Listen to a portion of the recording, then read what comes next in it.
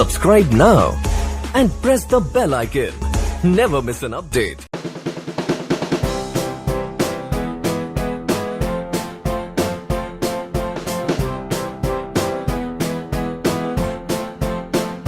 Hi guys, welcome to Guidely. So मेरा नाम रोहित है। मैं आपको यहाँ पे रीजनिंग पढ़ाता हूँ। जो मेरी क्लास की टाइमिंग है अब वो मेंस में हो गई है, तो मेंस की क्लास को फॉलो करने के लिए 4 PM पे आ जाया करो। मैं आपको यहाँ पे RRB PO मेंस के एक्सपेक्टेड पजल एंड सिटिंग करा रहा हूँ। गारंटी कह रहा हूँ कि भाई हेल्प मिलेगी। तो गाइडली की तरफ से आपको ये उपहार है कि भाई मेंस का आपको कंटेंट दिया जा रहा है 4 PM पे। ठीक है, चलिए स्टार्ट करते हैं। आज के ट्रिक ऑफ द वीक में हमने एक स्क्वायर अरेंजमेंट रखा है और बिल्कुल एग्जाम रिलेटेड है। एग्जाम में क्या हो रहा है ना, आजकल की स्क्वायर हो रो या सर्किल ले लो, एकदम एंड में पॉसिबिलिटी कैंसिल हो रही। तो चलिए आइए, इस टाइप के क्वेश्चंस में हम क्या करते हैं ना, हम ये ढूंढते हैं कि यार हमें किसी की फिक्स्ड इन्फॉर्मेशन मिल जाए और जिसकी भी फिक्स्ड इन्फॉर्मेशन मिले उसके रिस्पेक्ट में हर चीज़ें हमको दी हों, लेफ्ट राइट दाएँ बाएँ सेकेंड लेफ्ट सब कुछ उसके रिस्पेक्ट में दिया हो। 8% की बात बोली, स्क्वायर टेबल में बोले, मैंने स्क्वायर टेबल बना लिया। कह रहा कि एक लोग एज पे बैठे हैं और एक लोग कॉर्नर पे बैठे हैं, और फिर कह रहा है जो लोग कॉर्नर पे बैठे हैं वो लोग आपके सेंटर की ओर देख रहे हैं। उसके बाद कहता है क्या एज पे जो बैठे हैं वो आउटवर्ड में देख रहे हैं। उसके बाद कहता है क्या F sits immediate neighbour of B who does not facing E, मतलब बी जो है ई को फेस नहीं कर रहा है। Only 1% between G and H, कोई इन्फॉर्मेशन नहीं मिल रही। देखो only 2% between B and D who neither sits opposite to D और who neither sits opposite to H not sits opposite to F, मतलब डी और एच और डी और एफ आमने सामने नहीं बैठ रहे हैं भाई। ठीक है, सी और जी को सिट्स टुगेदर करना है। ई is sitting third of F, either left side से या राइट साइड से, नहीं मालूम। मैक्सिमम बच्चा अगर इस लाइन से स्टार्ट करेगा तो फिर गड़बड़ाएगा क्योंकि हमें नहीं मालूम एफ और ई कहाँ पे है। अच्छा, the person immediate right of A is not facing G, F sits in the middle of the edge. भाई साहब मिल गई एफ की एक फिक्स्ड इंफॉर्मेशन। अब हमें ये देखना है, मेरी नज़र ये कहनी चाहिए कि एफ की से रिस्पेक्ट में क्या क्या बातें बोल रही हैं। पहली लाइन में बोला था कि F sits immediate neighbour of B, मतलब बी मेरा एक बार को मैं यहाँ लिख सकता हूँ, बी एक बार को मैं यहाँ लिख सकता हूँ। बी के सामने ई नहीं होना चाहिए, मतलब इस पोजीशन पे मैं ई को तो बिल्कुल भी नहीं लिखूँगा। समझ रहे हो मेरी बात को? इस पोजीशन पे तो मैं ई को बिल्कुल नहीं लिखूँगा। दूसरी बातें, only 1% sits between G and H, only 2% sits between B and D, D who neither sits opposite to H nor opposite to F. ध्यान दीजिएगा, डी और एच नहीं बैठ रहे हैं और डी और एफ आपके आमने सामने नहीं। अच्छा भाई साहब एक बात बताओ, ओनली 2% से बी एंड डी, डी है 1 2 करके डी आएगा, लेकिन 1 2 करके डी यहाँ लिखोगे तो डी और एफ आमने सामने हो जाएंगे। गलती अगर आपने की है कि एफ को रखने के बाद ई को छुआ है तो आप फंस जाओगे, ठीक है ना, घूमते रह जाओगे।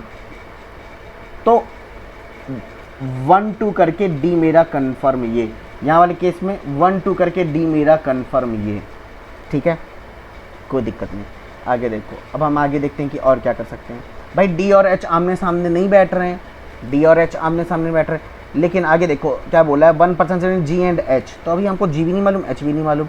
Only 2% B and D who neither sits opposite to H not opposite to F, C and G. अच्छा, E is sitting third of F, either third और लेफ्ट। अब हम जरा ई को उठाते हैं तो 1 2 3 करके ई तो बैठा है, 1 2 3 करके ई बैठा लेंगे इस तरफ। सिमिलरली यहाँ पे 1 2 3 करके ई आएगा, नहीं 1 2 3 करके ई इस तरफ। तो मुझे अब इसकी नीड नहीं है, मुझे अब इनकी ज़रूरत नहीं, मैं हटा दूँ। अच्छा एक बात बताइए, मुझे सी और जी के बारे में बताया था कि एक साथ बैठ रहे हैं, तो सी होगा कि जी होगा नहीं मालूम होगा, सी है कि जी है नहीं मालूम है। ठीक है, ध्यान दीजिएगा। ठीक है, सिमिलरली दोनों एक साथ बैठे तो एक यही पोजीशन बताइए सी और जी के लिए, सी और जी के लिए एक यही पोजीशन बच रही। अब हमको एक बात बताइए, जी और एच के बारे में क्या बताया था, 1% है और जी और एच के बारे में 1% है। तो अगर मैंने जी को यहाँ सोचा होता तो एक का गैप देखिए एच, और एच और डी आमने सामने नहीं, एक का गैप देखिए एच आ सकता था, आ सकता था। जी यहाँ सोचो एक का गैप देखिए एच नहीं आएगा, एक का गैप देखिए एच, एच और ई आमने सामने हो सकते हैं, एच और ई। अच्छा यहाँ पे मामला फंसेगा, रुक जाओ यहाँ पे रुक जाओ, और कुछ कर छूट रहा है क्या, देख लें। तो 1% से G and H, only D, अच्छा C and G, E is sitting third from the left, अच्छा F is in the middle of the, ठीक है कोई दिक्कत नहीं है। चलो देखते हैं, यहाँ पे अगर हमने इस तरीके से जी लिखा होता तो एक का गैप देखिए एच नहीं लिख पाते, लेकिन एक का गैप देखिए एच लिख लेते यहाँ पे। अच्छा, और अगर यहाँ पे सॉरी अगर हमने सोचा कि यहाँ पे जी होता तो एक का गैप देखिए एच नहीं लिख पाते, एक का गैप देखिए एच, तो H और E आमने सामने हो जाते भाई, H और E आमने सामने। और यहाँ पे बोला क्या है कि H के बारे में कहीं ऐसी इंफॉर्मेशन नहीं कि only 1% in G and H, only 2% in B and D, who neither sits opposite to H nor opposite to F. Okay तो एक सेकेंड, यहाँ पे D छूट रहा है इस वाले केस में, कहीं B है 1 2 करके D नहीं आएगा, 1 2 करके D यहाँ आ जाएगा। भाई मेरे क्या कर रहा हूँ मैं, ठीक है ना। ये मैंने बनाया था पर मैंने उसको पता नहीं क्या कर दिया, ये D होगा, मिटा क्यों दिया मुझे खुद ही नहीं मालूम। तभी मैं कहूँ कि अगर मैं G को यहाँ रखा हूँ तो A का गैप देख के H नहीं आएगा, H और D आमने सामने, A का गैप देख के H कैसे आएगा, नहीं आएगा। तो कन्फर्म है कि G ये हो जाएगा, C कन्फर्म ही। A का गैप देख के H और A का गैप देख के H, मतलब आपका H यहाँ कन्फर्म हो जाएगा, A आपका कन्फर्म ही हो जाएगा। कहा है कि इमीडिएट राइट ऑफ A के इमीडिएट राइट में ये वाला जो पर्सन है G को नहीं फेस करना चाहिए, तो नहीं कर रहा है तो बिल्कुल करेक्ट है, ये आपका सॉल्व हो गया। लेकिन यहाँ वाले केस में आइए देखते हैं कि अगर हमने G को यहाँ रखा, A का गैप देखिए H, A का गैप देखिए H नहीं आएगा। अच्छा, अगर हमने G को यहाँ रखा होता तो A का गैप देखिए H नहीं आएगा, A का गैप देखिए H, H और D आमने सामने नहीं आएंगे, तो कन्फर्म है कि C ये होगा और H ये हो जाएगा और A ये हो जाएगा। A के इमीडिएट राइट में जो पर्सन बैठा हुआ है ये वाला ना, किसको फेस कर रहा है, G को फेस कर रहा है। तो भाई ये बिल्कुल गलत बात है ये वाली लाइन के हिसाब से, तो ये मेरा आंसर गलत हो जाएगा। तो अब इसके बेसिस पे कुछ क्वेश्चंस हैं। देखो, what is the position of E with respect to F। तो E की बताओ, E की पोजीशन बताओ विद रिस्पेक्ट टू F।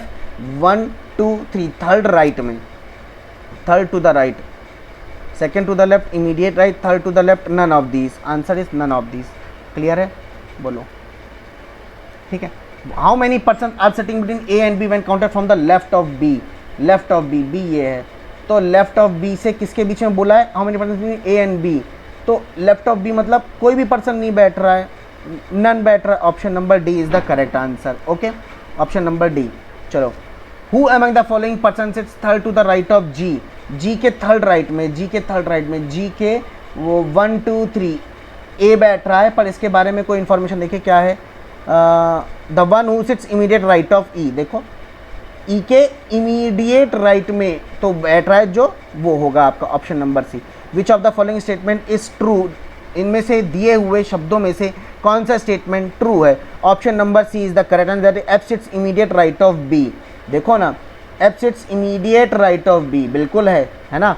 आखिरी लास्ट क्वेश्चन, इनमें से बताओ ऑड वन आउट कौन सा है। तो option number C, that is F is a odd one out. ठीक है, सो अगर आपको ये क्वेश्चन अच्छा लगा हो तो जरूर वीडियो को शेयर करिए, लाइक करिए और ज़रूर कमेंट सेक्शन में बताइए कि आपने इस क्वेश्चन को कितनी देर में किया। ठीक है, तब तक के लिए टाटा, बाय बाय।